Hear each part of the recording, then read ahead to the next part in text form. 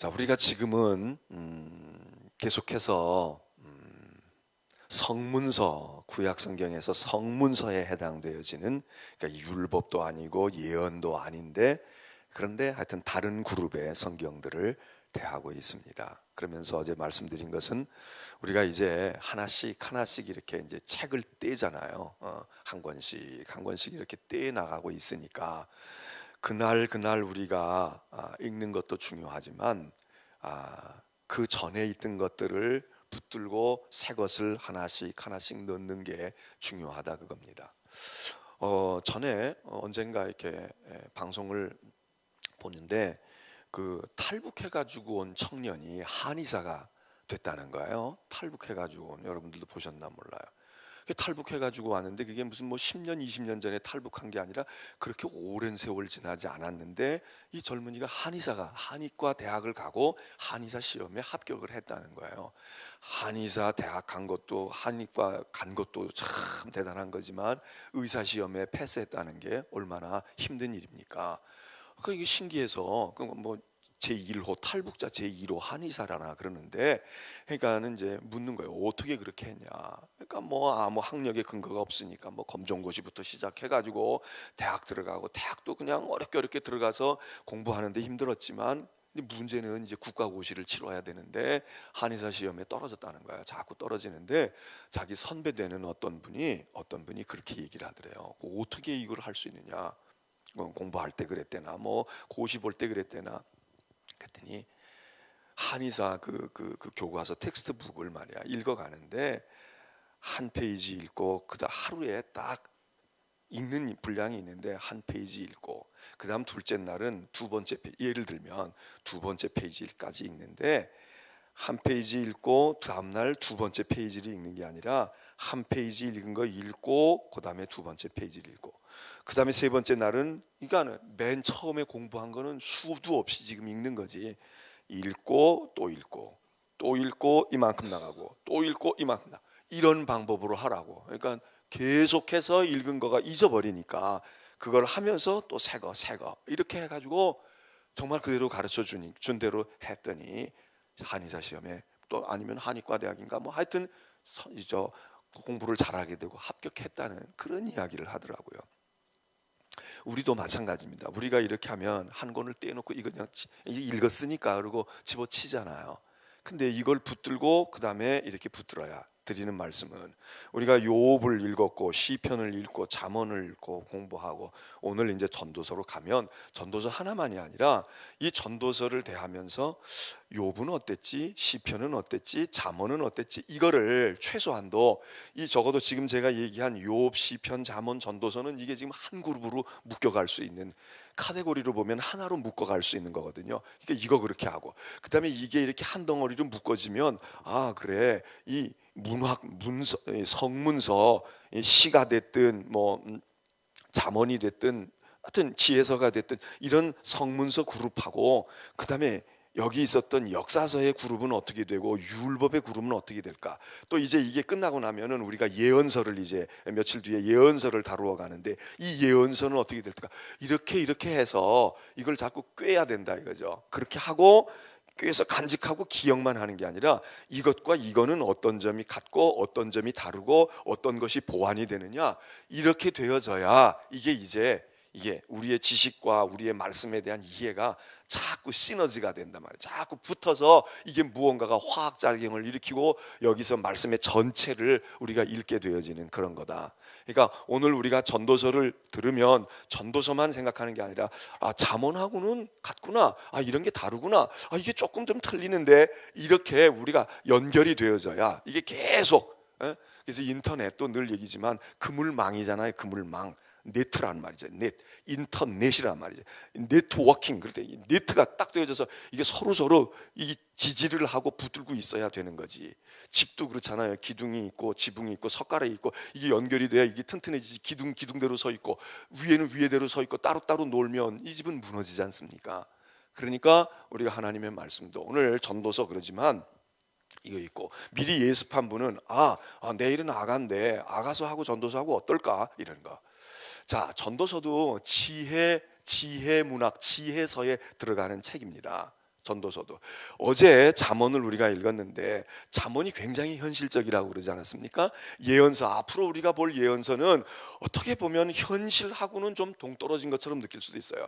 율법도 어떤 때에는 하나님께서 우리에게 주시는 말씀인데 우리의 현실 속에서는 너무 벅찰 때가 있을 수도 있는데, 시편 같은 건 우리의 삶에, 우리 내면의 세계, 우리의 현실에서 느껴졌던 것들이 막 하나님 앞에 나와서 어떤 때는 투정처럼 나오기도 하고, 어떤 때는 간절한 호소로 나오기도 하고, 어떤 때는 감사로 나오기도 하고, 어떤 때는 우리의 마음속에 있었던 것들을 바라고 구하는 것으로 나올 수도 있고, 의지하는 것으로, 이런 것들이 있어서 우리에게 친밀감을 주고, 잠언서 같은 것은 현실적인데 우리의 삶에 있어서 어떻게 이 세상을 살아갈 때 성공적인 삶을 살까, 가정생활은 어떻게 할까, 또 돈 버는 문제는 어떻게 할까, 이성의 문제는 어떻게 돼야 될까, 게으른 사람은 어떤 것일까, 이런 것들을 이제 가르쳐주고 있는데, 전도서도 마찬가지란 말이죠.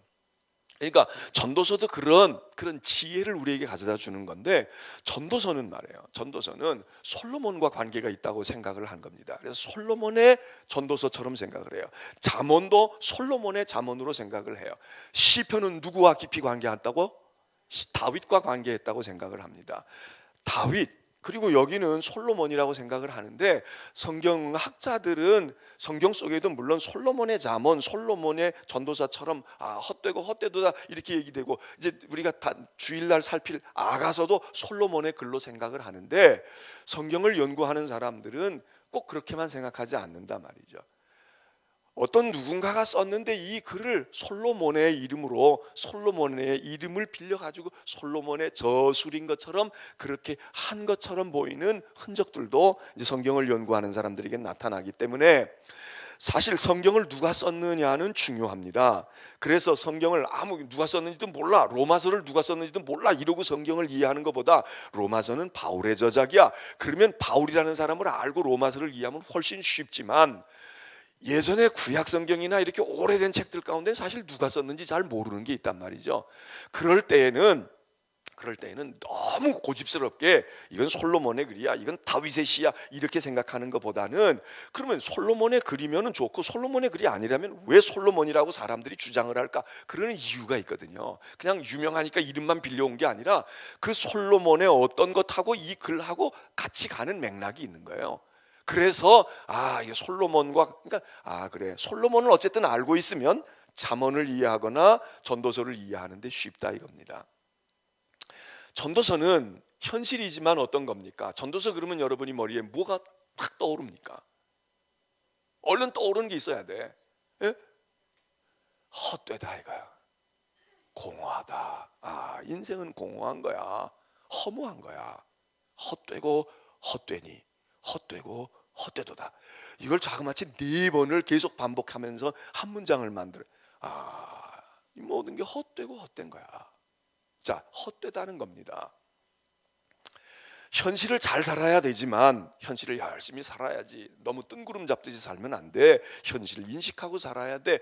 이러고 열심히 현실을 사는 사람이 또 하나 기억해야 될 것은, 현실을 떠나서 뜬구름을 잡으면서 살려고 하는 것도 문제가 크지만, 현실에 탁 달라붙어 가지고 현실에 집착해서 이 현실이 전부인 것처럼, 내 인생이 전부인 것처럼 자식 열심히 기르고 남편 현모양처돼서 뒷바라지하고 말이에요. 내게 주어진 사업, 직장 하는 일, 뭐 공부든지 공부든지 내게 주어진 열심히 하고 열심히 하고 살면 된다라고 생각하고 사는 사람들도 생각을 해야 된다 이거예요. 왜?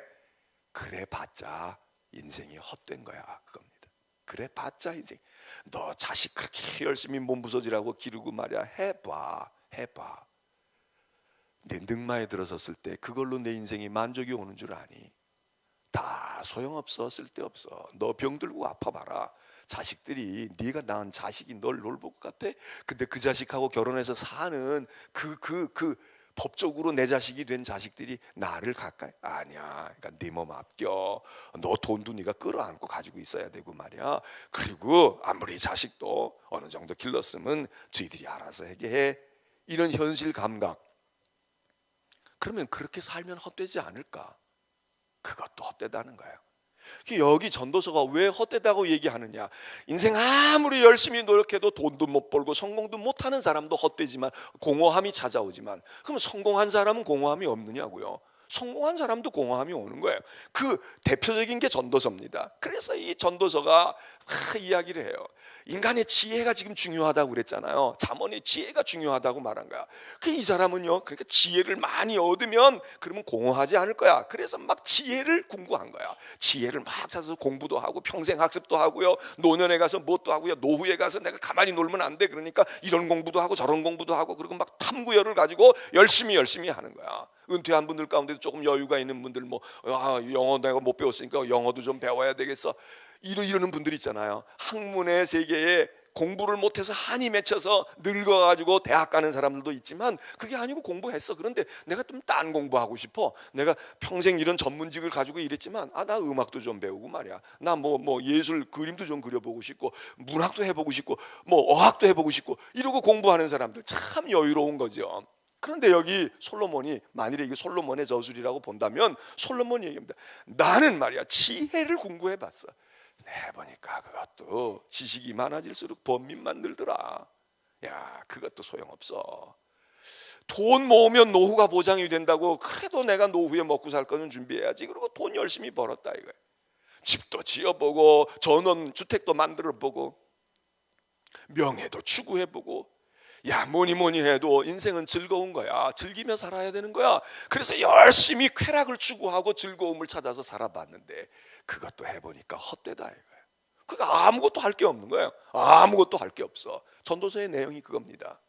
여러분 가운데서 혹시 두 종류의 분들이 전도서를 열심히 읽어야 되는데, 첫째는 이 세상의 모든 가치를 두고 지금 거기에 막 올인하고 있는 분들, 사업이 전부인 줄로 알고 있는 분들, 전부는 아니라고, 사업이 전부가 아니라는 거 다 얘기를 해요. 다 말은 하지만 실제로는 그 지향, 그 방향성을 거기다가 잡고 가는 경우가 많잖아요. 말로는 사업이 전부 아니야, 자식이 전부 아니야, 그러지만 그러면서도 자식을 전부라고 은연중에 생각하고 그런 경향을 가지고 살아가는 분들이 있잖아요.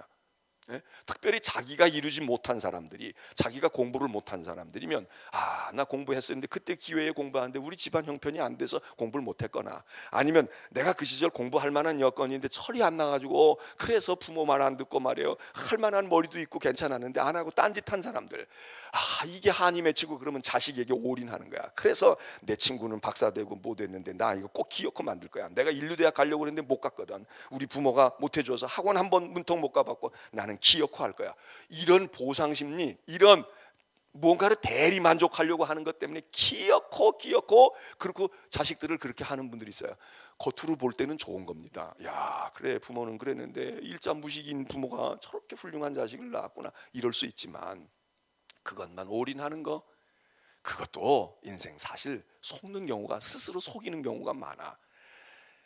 지위로 높여가지고 그렇게 하고 말해. 현실 문제에 올인해가지고 어쨌든 무엇이 이게 삶의 의미가 있어, 이게 내 행복의 근원이야, 그러고 하는 분들 전도서 읽어야 됩니다. 또 하나, 그렇게 자기가 현실에서 꿈꾸었던 것을 아무것도 이루지 못해서 이루고 싶어 하는 분들 전도서 읽음과 동시에 현실에서 이룬 분들, 솔로몬처럼 다 이루었어요. 돈도 가져보고 쉬어보기도 하고 즐겨보기도 한 사람도 이거 읽어야 돼. 왜? 솔로몬 보니까 그거 다 헛되다 이거예요. 그거 이루어도 소용이 없어. 아무것도 의미가 없어. 헛되고 헛되도다. 그래서 전도서는요, 너무 현실에 밝고 현실에 매여 있고 말이에요.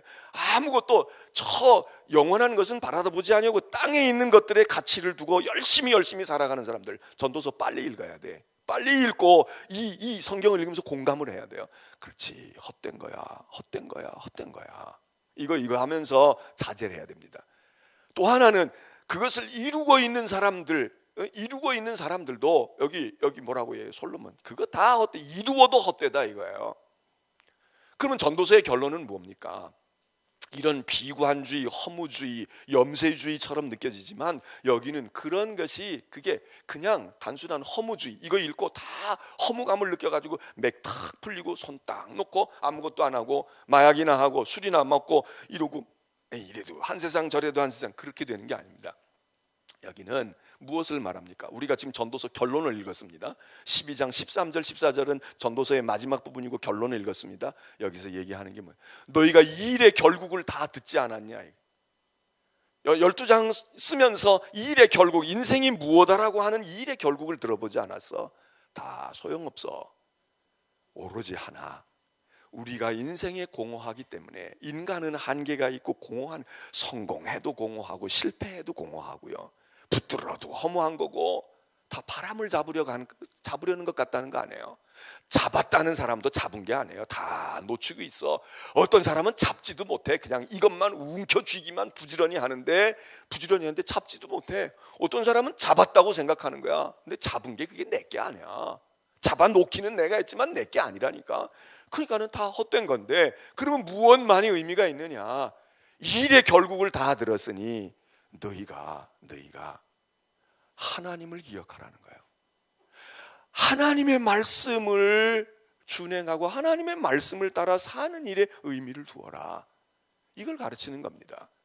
그러니까 인간의 한계성, 인간의 나약함, 인간의 불완전성을 말하면서 자꾸 허무감을 심어주는 거예요. 너 허무해. 여러분, 마찬가지로 죄의 문제도 그렇잖아요. 교회와 성경이 인간을 자꾸 죄라고 말아가는 인물이에요.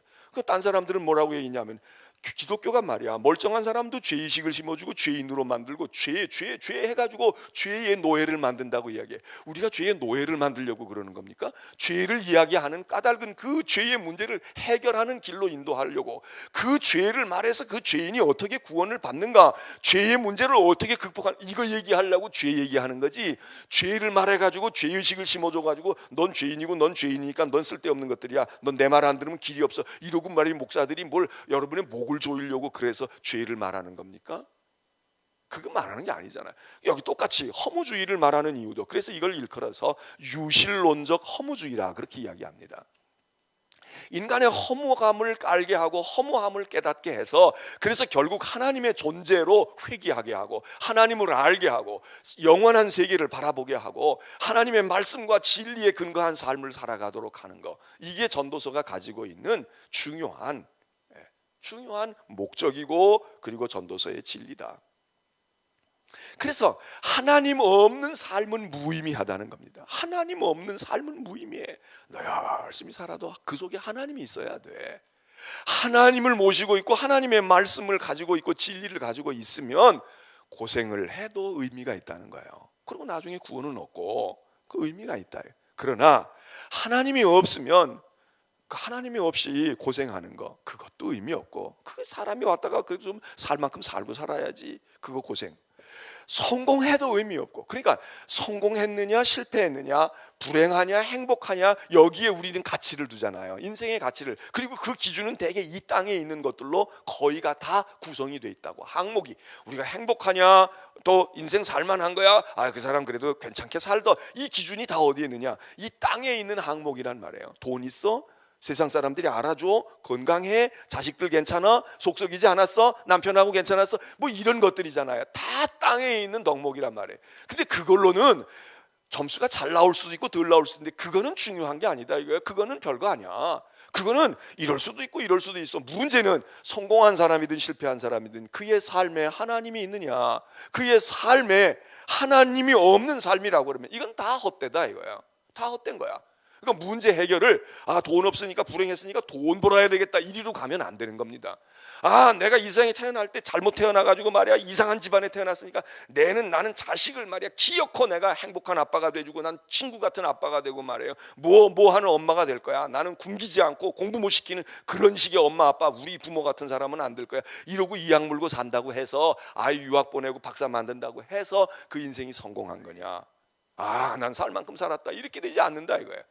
설사 또 그런 사람도 있어요. 죽을 때 가서 난 그래도 살 만큼 살았어. 그래, 나는 그래도 빈손으로 왔는데 말이야, 난 부모도 없이 어려서 고아가 돼가지고 자랐는데, 난 그래도 자식도 낳고 손자 손녀도 보고 증손자도 보고, 자식들 내가 그래도 유산도 남겨주고, 내가 그래도 가게 됐으니 인생 나 괜찮게 살았지.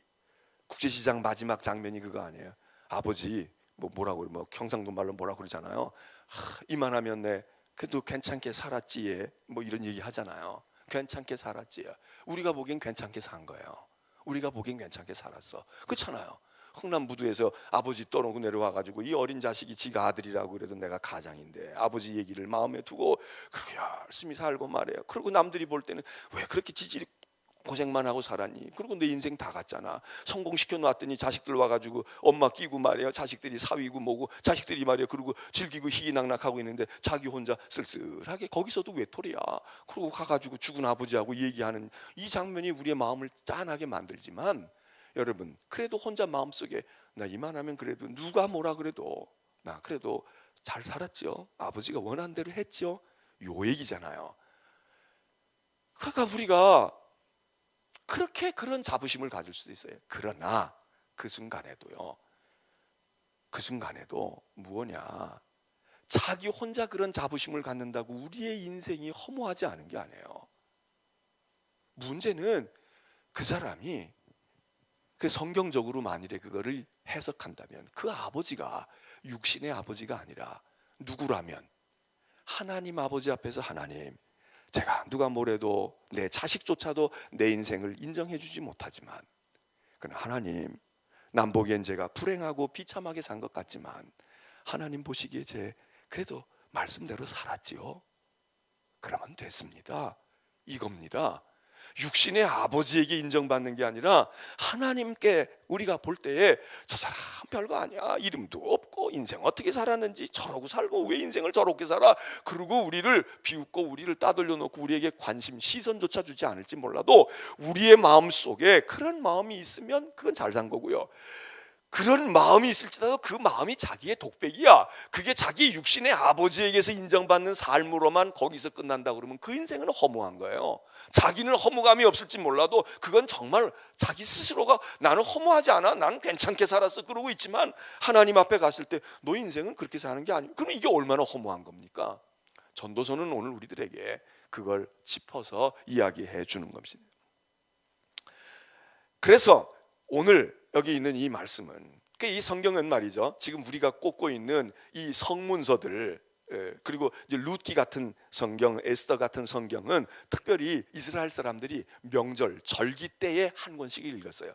유명한 자기들의 절기 때에 이 성경을 읽는데, 이런 절기를 치르면서 이게 이제 글들이 크지도 않으니까, 이게 뭐 짧으니까 이런 걸 한 번씩 읽고 가는 거야. 그 의미가 있는 것 같아요, 이스라엘 사람들이. 그래서 요거 다섯 개의 두루마리가 있는데, 5개의 성경책이 있는데, 요 5개의 성경책을 평소에도 읽지만은 그 명절이나 절기 때에, 부림절 같은 때는 에스더서를 읽는 겁니다. 물론 에스더서가 부림절의 이야기를 말하니까 그렇게 읽지만, 그래서 6월절에 읽는 책이 있고 초막절에 읽는 책이 있고 오순절에 읽는 책이 있고, 그런 책들이 요 5개의 책인데, 이게 율법서를 읽거나 예언서를 읽지 아니하고 이때 이 성문서들을 읽는 거예요. 이 성문서들을 읽어. 그래서 같이 읽고 인생을 말하고 이야기하고 나눠주는 거야. 오늘 우리는 전도서를 대했습니다. 어제 잠언을 읽으면서 잠언이 우리의 현실을 이렇게 살아, 팍팍한 인생이지만 말이다, 너희가 인생 살아갈 때 이렇게 살아야 돼, 인간관계는 이렇게 맺어야 되고, 그 근거가 뭐였어요? 하나님을 경외하는 겁니다. 하나님 경외하는 마음 가지고 그 마음을 밑바탕에 깔고 말이야, 그리고 다른 사람 이렇게 하고 악한 사람 만나면 이렇게 하고 말이야, 너무너무 내가 맑은 물처럼 살아도 안 돼. 세상이 그렇지 않아. 그러니까 너무 물이 맑으면, 맑은 물에는 뭐가 없다고 그래요? 에? 맑은 물에 뭐가 없대? 우리가 1급수, 2급수 얘기하지만 1급수에 사는 그런 고기도 있지만 물도 어느 정도 뭐가 부유물도 좀 있고, 그래야 거기서 고기들이 큰 놈도 있고 말이에요, 좀 거기서 잡아먹는 놈도 있고 이래야 되는데, 물이 아주 맑아, 그냥 아주 청정수야. 그러면 거기 고기가 많을 것 같지만 고기가 많아지면 1급수가 또 될 수도 없어. 그놈들도 배설물이 있고 그놈들도 많이 돌아다니니까. 1급수가 좋긴 좋지만, 마실 물로서는 1급수가 좋을 수 있지만 너무 맑으면 고기가 없는 거야. 그러니까 야, 너 너무 그렇게 말이야, 너무 강직한 척하지 마. 좀 적당히 융통성도 가져. 우리가 그런 얘기 해주잖아요.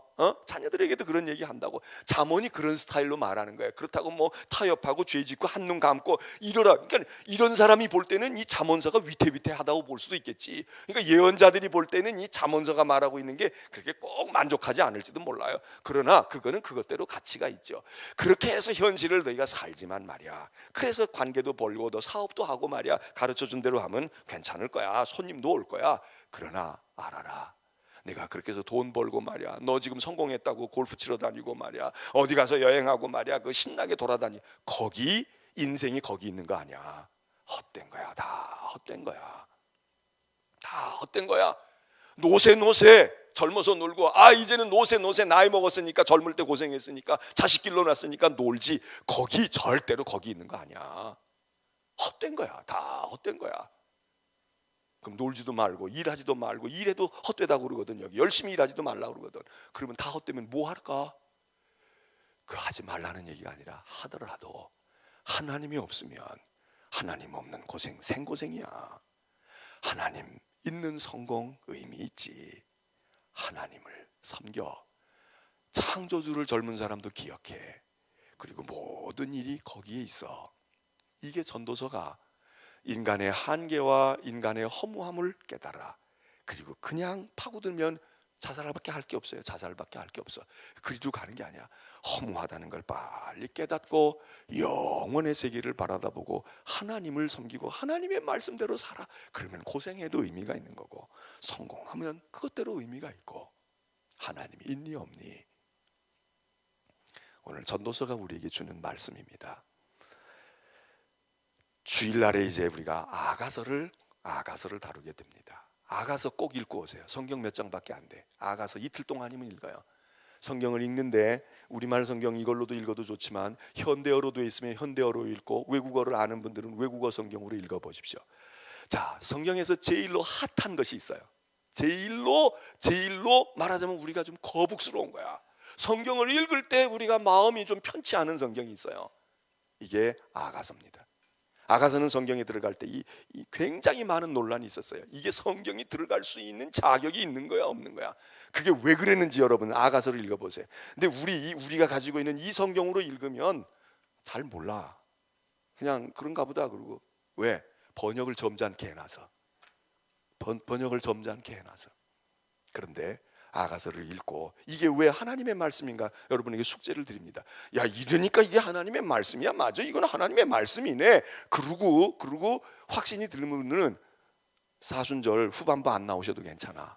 왜? 성경에 대한 걸 지금 알고 있어요. 근데 이 아가서는 굉장히 뜨거운 감자였어요. 이걸 어떻게 이런 글을 성경에다 갖다 넣니? 이게 어떻게 하나님의 말씀이 되니? 자, 주일날 아가서 이야기하겠습니다. 아가서가 하나님의 말씀으로도 올 수 있어야 됩니다. 이게 하나님의 말씀이로구나. 기도하겠습니다. 다 같이 주여 삼창하고 기도합니다. 여러분의 삶은 땅에서 올인하고 있습니까? 현실을 무시하고 뜬구름 잡듯이 그저 저 천국만 바라다보는 신앙 바람직하지 않습니다. 그런데 신앙을 또 이 땅에 있는 것을 성취하고 이루는 데에만 활용하고 기능적으로 쓰려고 하는 이 실용적인 신앙, 이것도 문제가 많습니다. 현실에만 올인하고 있는 우리의 삶이 있다고 하면 전도서를 꼭 읽어야 합니다. 전도서에서 말해주는 허무감을 느껴야 합니다. 야, 다 허무하구나. 다 소용이 없는 거야. 이게 중요한 게 아니야. 이 마음이 있어야만 우리가 하나님을 찾게 되고 하나님을 모실 수 있고요. 그리고 하나님의 말씀이 우리 가운데 진리가 될 수 있습니다. 전도서는 우리에게 이거를 심어주고 있습니다. 다 같이 기도합니다.